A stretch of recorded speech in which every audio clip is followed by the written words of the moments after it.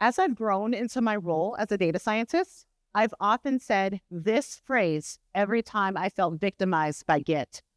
But today, I come to you from the other side of the elusive second learning curve that comes with using Git. Because we all have that initial challenge of just learning to use Git. But then you have an additional mountain to climb when we're learning how to handle merges and conflicts so you can use Git collaboratively. This talk today is geared towards those of you who might feel you're stuck right here in the middle. Maybe you figured out the basics of Git and have even done a few merges already, but might be a little hesitant like I once was to even deal with merge conflicts. Understanding Git merges and conflicts felt impossible at first, but it all started to make sense when I realized that using Git collaboratively is a lot like driving. So let me give an example.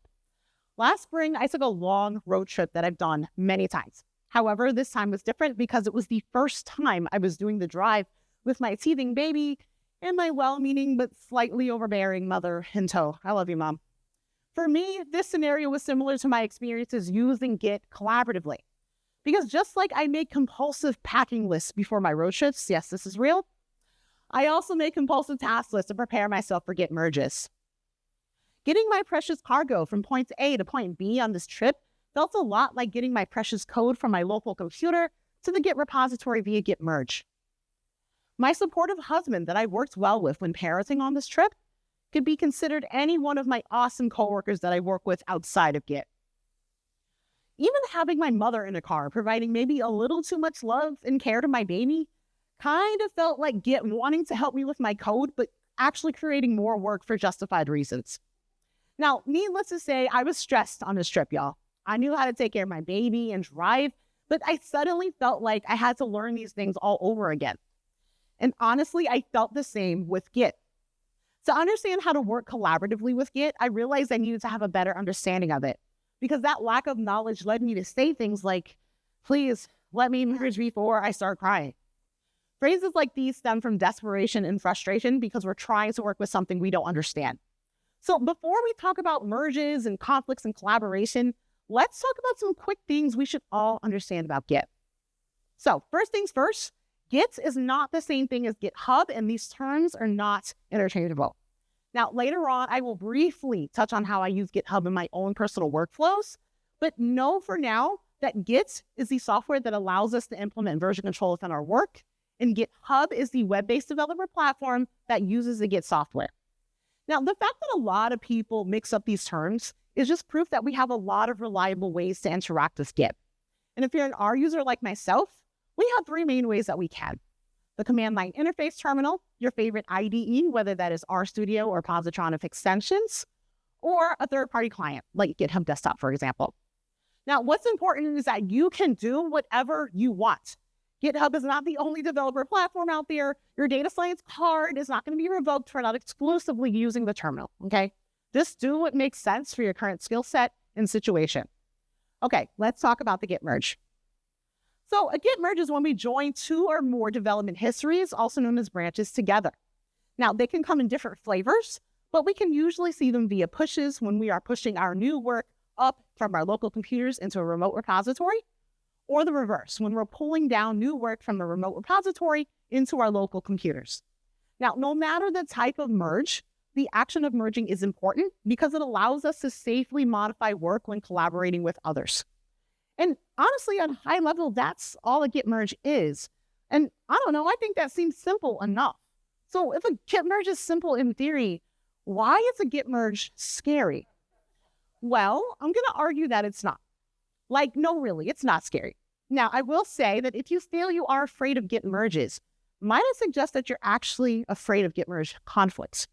And if you are, that's okay. This is a judgment-free zone. But I believe in order to start conquering our fears, we have to learn about what we're dealing with. So let's take a moment to understand what exactly a Git merge conflict is. So a Git merge conflict occurs when we have competing changes that are made to the same line of a file, or when someone edits a file and someone else deletes that same edited file. And to further contextualize this, we can simplify this even further. We can kind of look at it as having only two types of conflicts. So we can either have a content conflict, which is the conflict in the actual lines of code, or a structural conflict, meaning that the conflict is dealing with the modification or deletion of a folder itself. And honestly, that doesn't seem too scary at first glance either. I mean, there's only two types of conflicts to worry about. Like, how bad could it be, right? But there has to be a reason that people are so afraid of merge conflicts. So let's actually look at a simple scenario that was similar to something that happened at my job to see if these things are really scary or not. So one day, someone asked me to help resolve a Git merge conflict. So what happened was we had two coworkers that created two different local branches off of one master repository. Now, at my job, all of our repositories have a simple text configuration file with data cut dates and options in them. So when both of these coworkers started on two different local branches, they had the same version of the configuration file. Some time goes by, coworker number one actually finishes their work. They modify the configuration file, push it up to the repository, it merges in, no problem. Unfortunately, coworker number two is actually entering iteration hell and is going into there with the original version of the configuration file.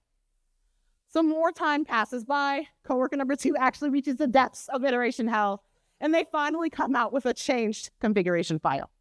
Now, of course, when they try to merge in all that work, they get a merge conflict. Okay, so we have the scenario. So let's see what this conflict looks like in the code. So here we have both versions of the code, the copy from the master and the copy from the head, which is coworker number two's local active repository or branch that they're trying to merge in. So if you can see here, we have a content conflict on line 5 because we have different dates for that main data cut date. So when coworker number two attempted to merge in their work, the resulting conflict they got looked like this. So if this is giving you anxiety, that's okay. But what may help with your anxiety is knowing that every conflict, no matter how simple or complex, only has 3 components to it. So the top of the conflict is usually the branch or the commit that you are on and trying to actively merge into something else. You'll see the starting conflict marker, which looks like these greater or less than signs, And then you'll have conflicted code under that's on your branch. Next, you'll see the conflict divider, which separates your code or your version of the code from the version that you are trying to merge into. In this case, it's the master repository. Then after that conflicted code, you will see these greater than signs, which signifies the end of the conflict. Any code underneath that is code that is the same on both versions of the file, so left alone until you get another conflict marker. Hopefully you don't. Now that we know what happened and what the conflict looked like, the parts of the conflict, how do we resolve this conflict? Well, when coworker number two came to me and asked me that, I asked them, well, which date do you want? And their response was, oh. Coworker number two didn't realize that they just had to decide which date needed to move forward. They saw the conflict markers, got spooked, and actually broke the first rule of dealing with conflicts, which is to don't panic. Now, I know that's easier said than done, but the biggest reason to not panic is usually conflicts aren't that big of a deal. I know this was a simple one I shown, but a lot of my conflicts at work kind of look like this. Another reason you should not panic is because hopefully you are the expert of the code you're writing. Think back to the example. Coworker number two enlisted me for help, but they were actually the expert. They knew the answer to move forward. I didn't. Now, I will acknowledge that some people may panic when they have a conflict because they may realize that they can't do anything with Git when it's in a conflicted state. Now, if you use RStudio like myself, we actually have 2 ways that we can walk away from a conflict if we need to. So to my knowledge, there's no pretty icons for like aborting a merge in RStudio. So you would have to open up that terminal tab and just copy in this command, git merge -- abort.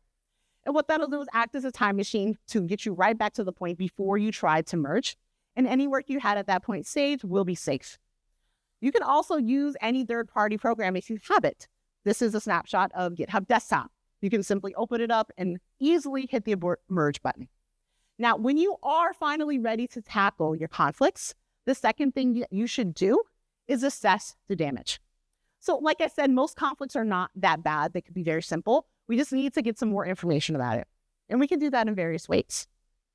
So you can use the terminal, obviously, and you can copy in the command git status, and you'll get this cute little report that shows you the unmerged files, the changes that are staged, things like that. You can also use the RStudio interface. If you open up that Git pane, you'll see these pretty little icons next to all of the changes in your environment. And if you don't know what those icons mean, here's a rundown of them. But when you're looking for your unmerged files, you're going to go for that RHU. because any unmerged files are files that have a merge conflict in them. So you can quickly graze it and see what files need attention.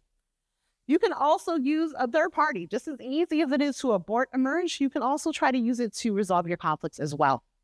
And if you're lucky enough, you can even use a developer platform because it'll be easy enough to open up in the web browser. If it allows you to do so, that means your conflict is easy.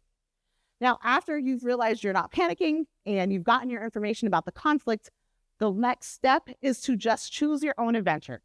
Now, what do I mean by that? Well, let's think back to the example. When I asked coworker number 2 which date they wanted, they didn't realize an important concept. They didn't realize that, yeah, Git is smart enough to throw an error, throw in your conflict markers, whatever, but it's actually not smart enough to know how to resolve your conflict for you. When you get a conflict, you are in control. You can choose either your code or their code. Now, thinking back to my experiences working with conflicts, I felt that the conflict markers in code always made it obvious. It was obvious that Git wanted me to pick one or the other, mine or theirs. But something I had a hard time wrapping my head around was what Git was actually expecting of me. Like literally, how do you want me to pick my code or their code? And the answer to that is to manually edit the file. And we're not going to talk about how long it took me to realize that, but we will at least see an example of what that looks like. So this is from the example we just talked about.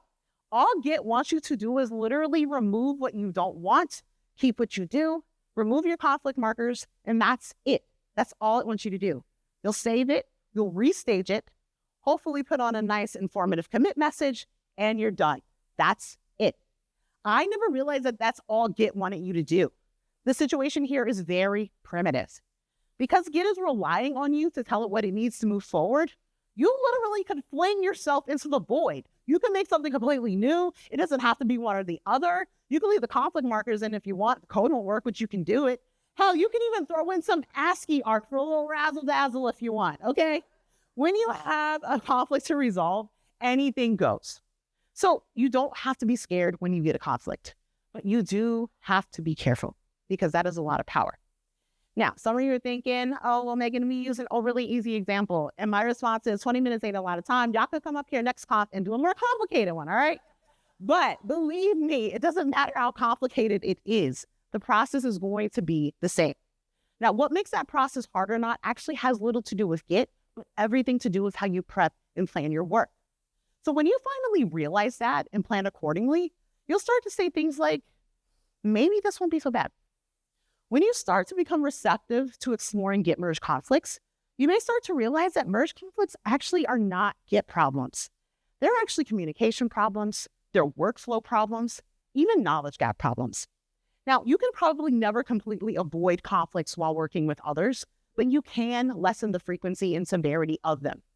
Now, unfortunately, I can only give the highlights of these important concepts, but all the links in my slides are active.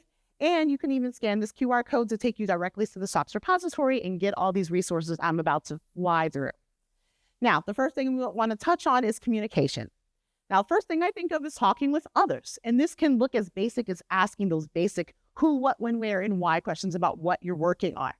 Those basic questions will encourage explicit conversations that can reduce miscommunications. And those conversations can also allow for your team to plan your workflow and code review process that you hopefully have in place. Communication in your code is also very important, and that can manifest as naming and styling conventions and consistent formatting. Now, some people might be like, oh, that sounds kind of nitpicky. And you know what sucks? Having merge conflicts because someone indented something differently than you or white spaces here and there. So it is kind of important. Another part of communication is developer platforms. If you use them, leverage them. Now, my team uses GitHub heavily, and honestly, I wish I could just give a whole talk on just this topic. But these are all things that I use in my everyday toolkit. So if you use GitHub and you don't know what some of these things are or you're not using them fully, I strongly encourage you to go and explore these later. Now, next is probably the most important aspect of conflict mitigation, which is addressing your workflow. So you can think of a workflow as 3 parts. So what you should be doing before you start coding, during your coding sessions, and after your coding sessions. Now, first off, before you begin, don't be bullied into getting flustered for emergencies, okay? I feel very strongly about this. I will die on this hill that emergencies are not real, okay? I don't care. So after you're not flustered by that, You should check your Git environment. So that means checking to see if you have any staged commits that were left behind or any stashes that you might have forgotten about. You should also check the branch status. If you are going to be working on a branch that someone else has been working on, talk to that person that has it and make sure that it's ready to be pulled down from the repository. You should also be mindful of branch drift. And what that means is if you started a branch off of a master or main repository a long time ago, the longer it's been, the higher your chances are of having a conflict increases. So you should consider if it's easier to just start on a new branch or not. And probably the best way to mitigate a lot of conflicts is just to pull your branch down before doing anything. This actually would have saved coworker number 2 in our example we had. While you are coding, you should commit often. Now, if you're working on large tasks, it is absolutely acceptable to break them down and have as many commits as you want. But you should use commit amendments. Using commit amendments will keep your Git history clean for yourself and for others. You should also push thoughtfully. And what that means is that you should really only push changes up when they're at a good enough spot to be potentially merged into your master or main branch. But at the same time, you need to be mindful of your branch's drift risk. As in, don't let perfectionism hurt you, because your work may never be perfect, but it may be good enough to be merged in if it's documented and annotated properly. Also, stashes are very great for unfinished work or those fake emergencies that I hear about. But you could also use stashes for if you have work that does not meet your team's workflow standards. So after you code, a big way to avoid conflicts is to just leave no trace behind. So when you're done, you should make sure that you've pushed all your commits and that you've stashed any unfinished work that you're not going to push. Now, before sending your code to someone else, whether it's to review or work on, you should check it yourself. You are reviewer number 1. And if you can even do so, sleep on it. Doing this will hopefully ensure that your work is clear, reproducible, and documented, so anyone can pick it up, run it, and understand it. Okay, so you've addressed communication and workflow, all right? But sometimes maybe you just need to learn more about Git. You got to get good. So when that happens, I suggest that you learn what you need to, how you need to. And I recommend that you don't allow yourself to kind of get overwhelmed by all the resources. You'll know when you reach a point when you need to seek out information. Because sometimes you may really just need to do more of Git. If you're an RStudio user like myself, we're limited because we are not using the terminal. If you're not using the terminal. If you're just using the Git pane, very limited in what you can do. So you may find that you have to seek out that information and learn some more things that you can do in the terminal. Okay, so I know this was a lot, but my hope would be that you gradually improve your communication, your workflows, and your overall knowledge so you can get to a point where you see a merge conflict and say, I got this. Because just like with parenting, traveling, and most difficult things in life, there's no tried and true method to success that anyone can just follow. You'll find plenty of resources explaining the basic concept of merge conflict resolution, but it's a tricky thing to teach because while most conflicts are simple, all of them require some type of contextual knowledge. The only reliable method to learning how to resolve merge conflicts is through preparation, practice, and exposure. But for those of you that have been afraid of merge conflicts or are still afraid, I know that this chaotic scene is probably what it feels like when you run into a conflict right now. But if you take the time to let the dust settle and regain your bearings, you and your team can start preparing to work more efficiently. And eventually, each time you run into a merge conflict, it will be less scary.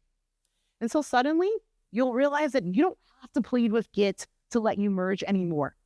Because with confidence, caution, and care, you do have the power to control the journey that your work takes to get to its final destination.